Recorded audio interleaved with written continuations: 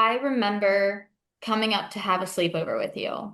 And, we were talking like all girl things, and I can admit, like, I was not in a healthy relationship with my body at the end of that year. And being able to talk to you and reflect on that experience with someone who got it and was now in this transformative part of their life and within their health and fitness journey, that seriously spoke to me. Like the amount of times that I would follow your Instagram and creating this brand that you now have for yourself, being able to relate to someone that has been through a lot of the same experiences was so impactful for me. Do you struggle to stay consistent with healthy eating and just want food decisions to be easy, guilt-free, and sustainable? You're in the right place. Hi, I'm Chelsea, nutritionist and fitness coach who overcame restrictive yo-yo dieting and body image insecurities using simple nutrition tools, all backed by biblical principles. And now I help women like you find that same freedom with food so you can feel confident in the look and health of your body for decades to come. I'm ready to dive in with you. So grab that cute notebook you've been hanging on to and let's go.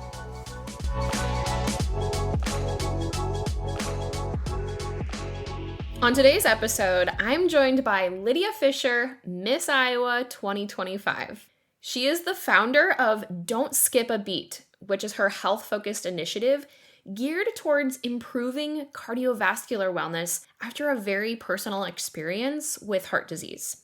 Lydia is a future healthcare professional and, as you'll be able to hear, a passionate advocate for women to find balance through daily health habits and purposeful productivity. You're going to want to listen through to the end as she shares simple yet impactful ways to care for not just your heart, but your entire life. Welcome to the show.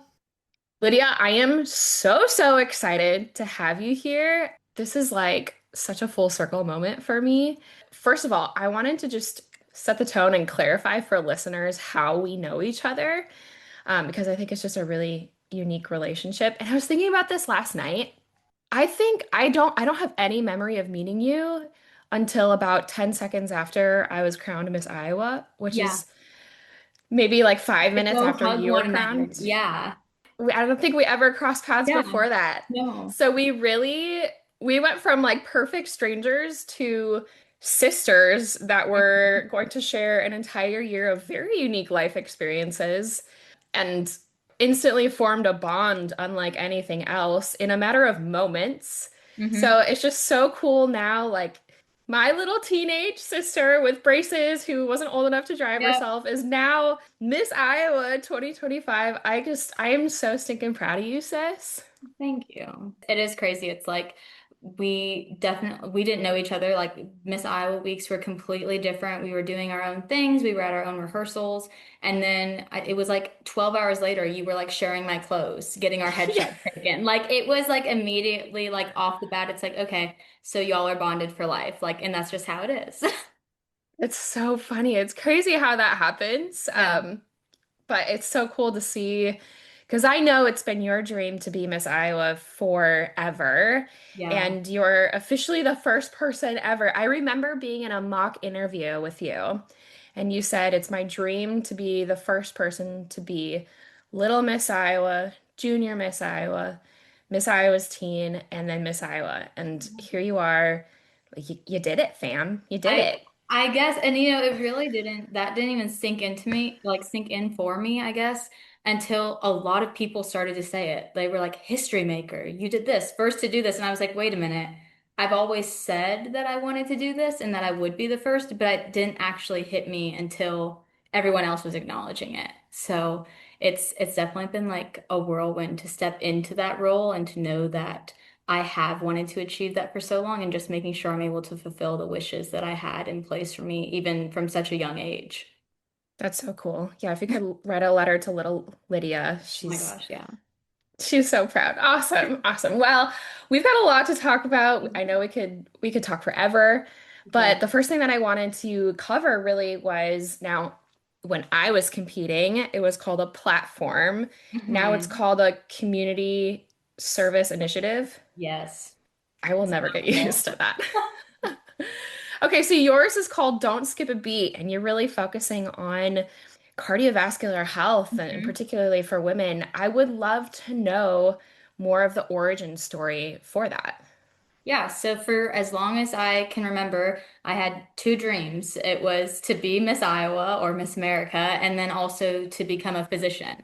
So it's really unique for me to be sitting in this spot now after having applied to medical school and being Miss Iowa to see those two dreams come together and be able to collaborate on both of them with benefiting one another. So my community service initiative originated out of love and respect for my grandmother, who suffered from cardiovascular disease for 13 years.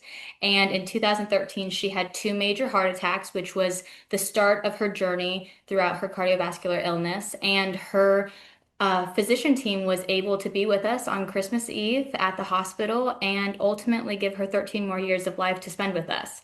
And that's what really sparked my interest in cardiology as a whole and seeking to maybe specialize in that after becoming a physician.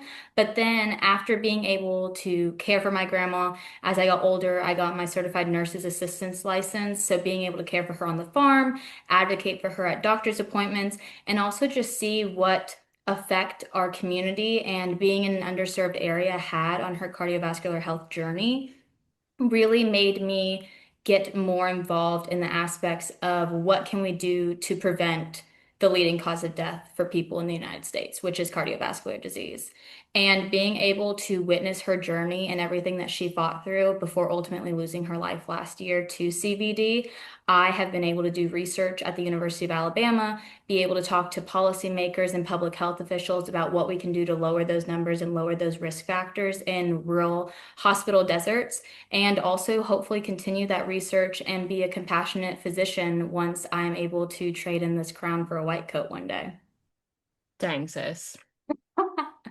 Yeah, it's get deep right off the bat. I mean, For sure, which is it's beautiful. It's yeah. obviously very personal to you, Hmm. and that's what's necessary to truly be passionate and have an impact and keep going when doors close for you. Hmm. So I think that's really cool. So what's your message? As Miss Iowa, you have this year now where you have so many opportunities to speak to people who may not otherwise hear your message.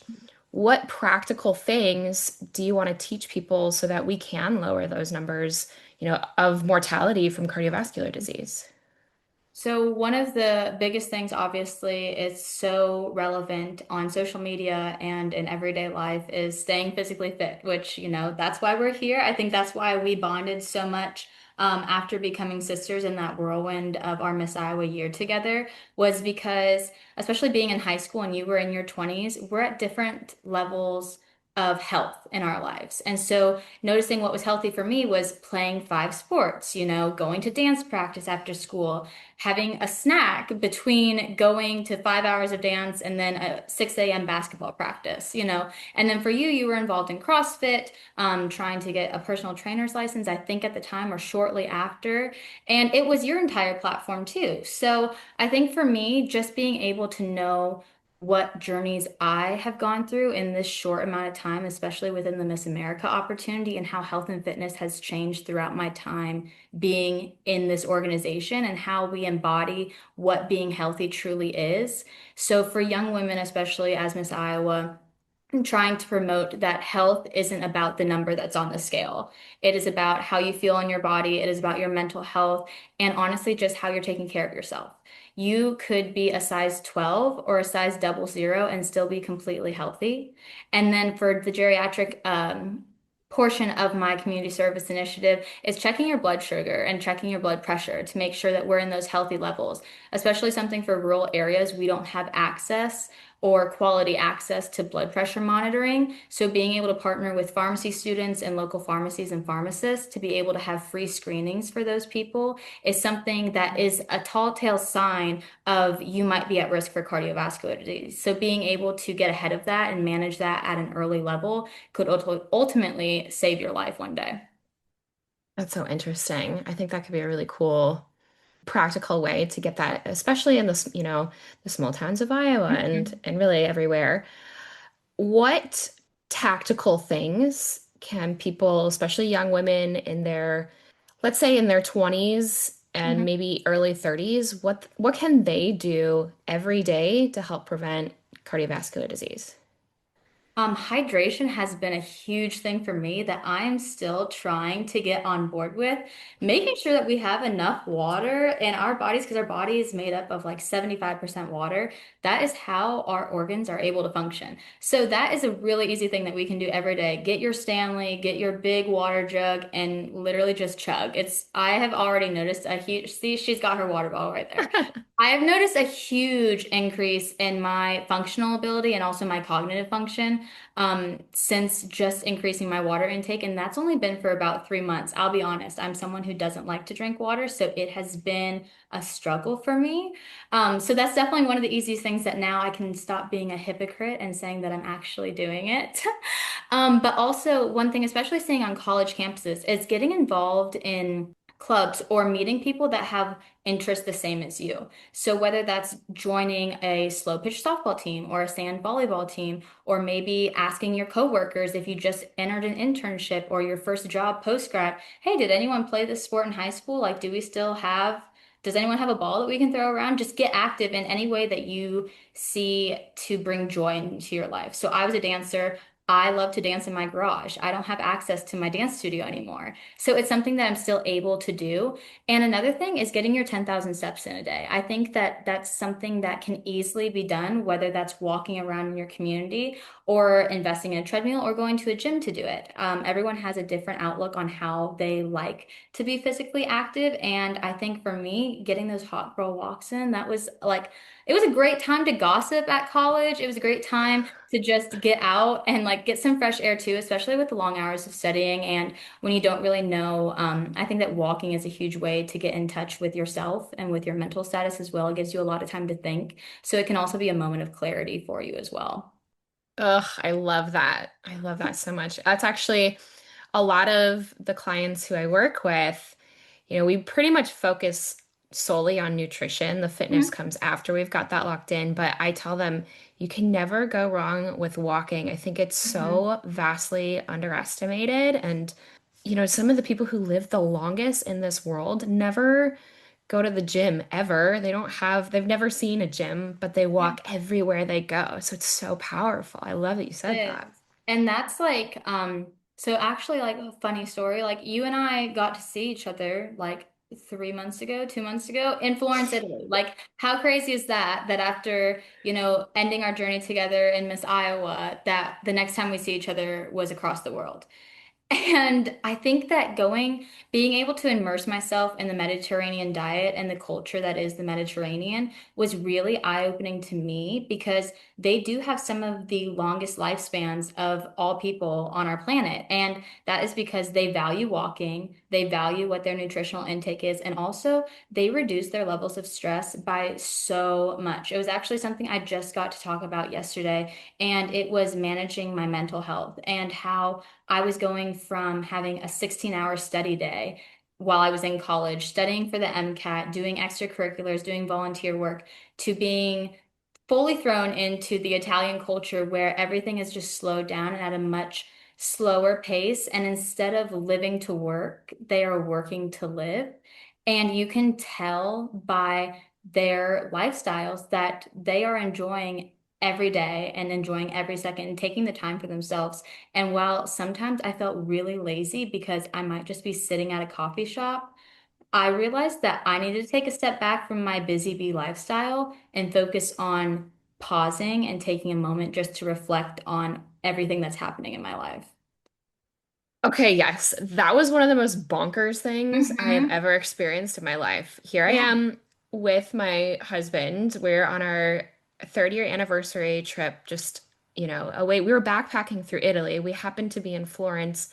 We had a dinner. We're just walking home one night through these back streets of Yeah, Italy, and I not hear even like the someone. coolest area. Like it was, It was like a hole in the wall spot. I hear someone shout my name in English, so that was bizarre. And here you are sitting, like I didn't even know you were there. It was the craziest thing. I think that was divine intervention it was. because, as we've talked before, you mentioned, that was kind of a sign that this is your time for Miss Iowa, and how cool that was. I was just what a beautiful moment. But I totally agree with you. There's something so magical about Italy and the Mediterranean and their lifestyle, and we have a lot to learn from it.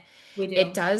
does have that inner conflict of feeling lazy because I'm not Hmm. always Yeah. doing.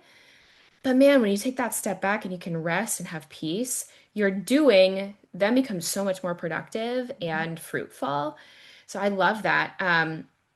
The question that came to mind when you were explaining that, my listeners are the busy, go-getter, high achieving type people, Hmm. which is you in a nutshell. What tips do you have for consistency with these, healthful living habits when life does get chaotic and stressful? Yeah, so like I said, I'm a very type A personality. And during my whole time in college, it was very much a daily routine. It was wake up, go to the gym, go to my classes, study, go to the sorority house for dinner, and then maybe see my friends at night or study again some more.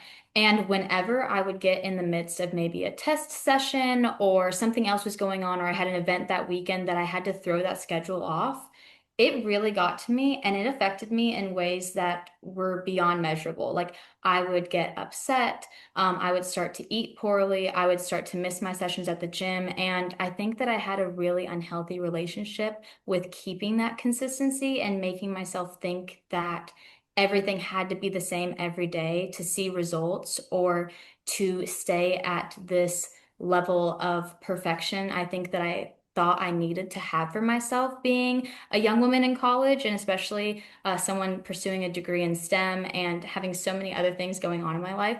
So that's something that I really struggled with, and I'm really happy for my time that I was able to spend in Italy and take a moment to reflect on it's not about having a pattern necessarily all the time, but it's just about the overwhelming feeling of making sure that you are meeting your goals for that day. So every day changes, whether that is especially for young women, we have different times of the month that we may be happier or more sad or just feeling kind of down in the dumps, or our bodies are just tired. And being able to listen to that, I was able to take a Pilates, yoga, and a health and fitness class while in Italy. And all of those were piggybacking off of the fact that we need to listen to our bodies. So that consistency that I thought I needed of waking up at 8 o'clock, going to the gym, then going to do this, then going to do that. It wasn't about meeting those goals every single day, but rather than looking at it at the big picture and am I staying consistent in where I'm wanting to get to those goals?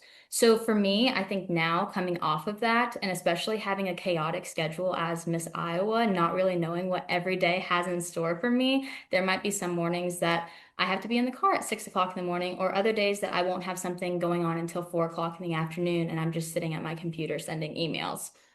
So being able that I'm able to stay in tune with my body and what it needs during that time. If I'm training for the Big Seven, I'm running maybe 4 miles on a Wednesday. I can take 2 days off to rest, and that is okay. And just being able to really zone in on that and not discourage myself because one day may be super productive and I burned, 2,700 calories, and the next day it might be down at 800, depending on what my Apple Watch wants to tell me. I love that. So it sounds like overall having grace with yourself and not being married to a rigid Hmm. schedule. As much as schedules can be really helpful and blocking off time for those things, having the grace to know that life happens and you're not a failure if you Hmm. don't follow that schedule to a T, I think that's great advice. So you mentioned you really value listening to your body Hmm. and responding in accordance to that.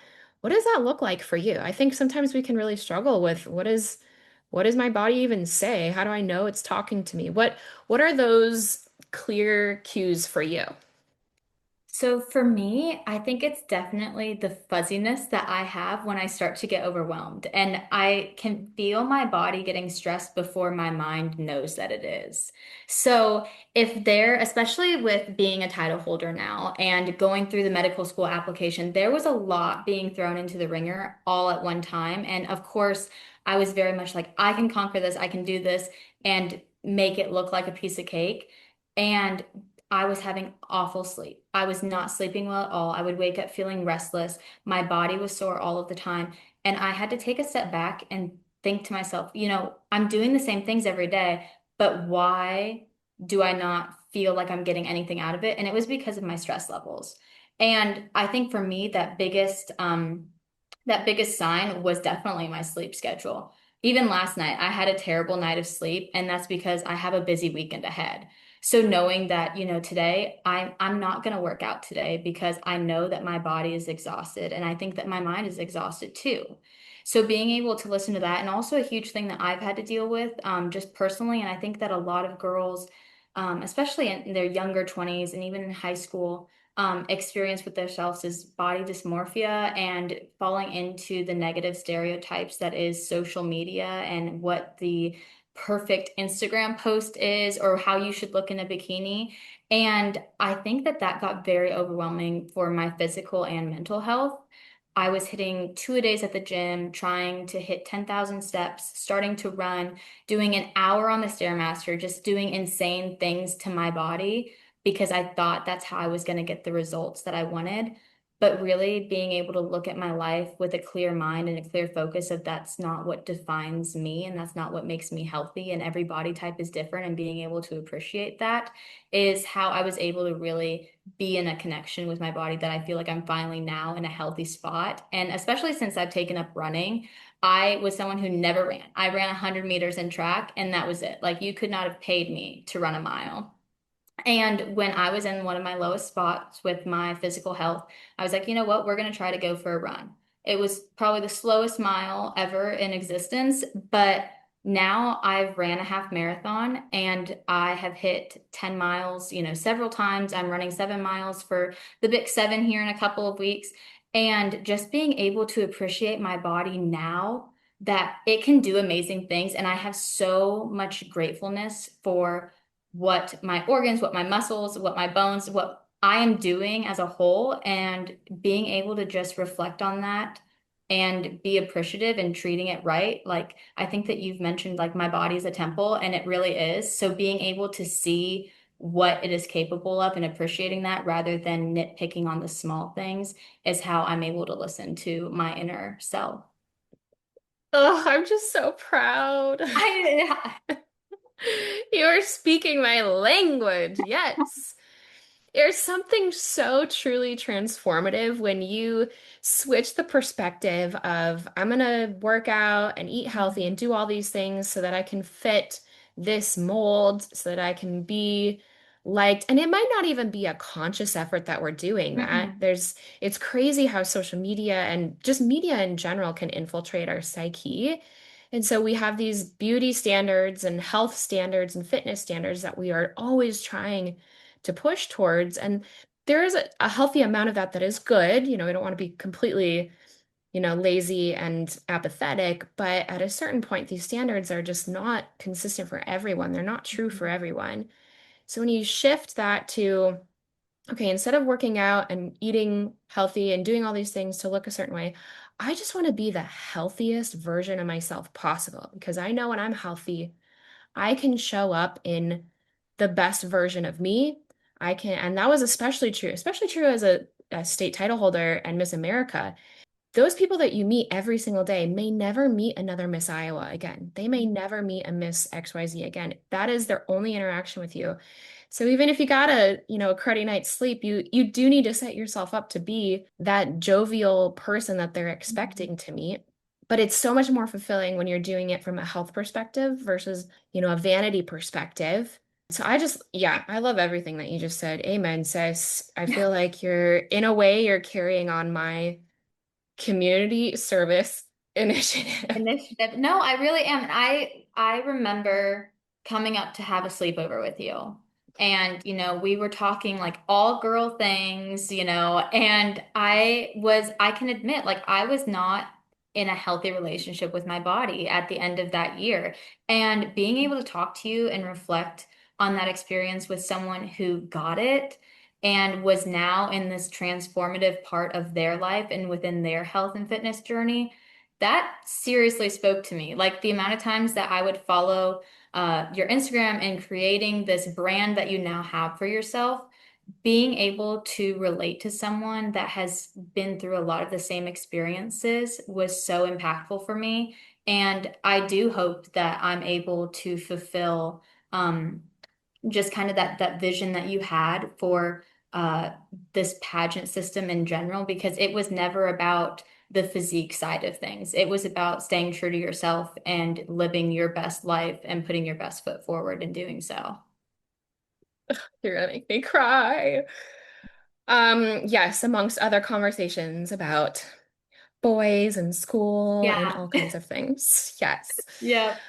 I love it. Okay, so what would you say is one big takeaway that you want everyone who listens to this episode Mhm. to remember? It can be about your CSI, it can be about anything. But what's that one big takeaway that you want listeners to have from this?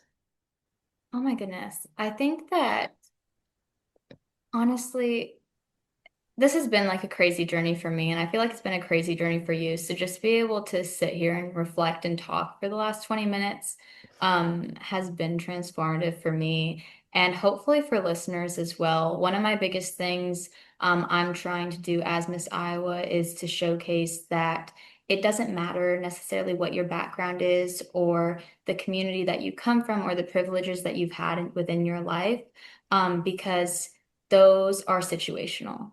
You can say that you grew up in the best funded high school and go to Harvard University and have an amazing life handed to you on a silver platter.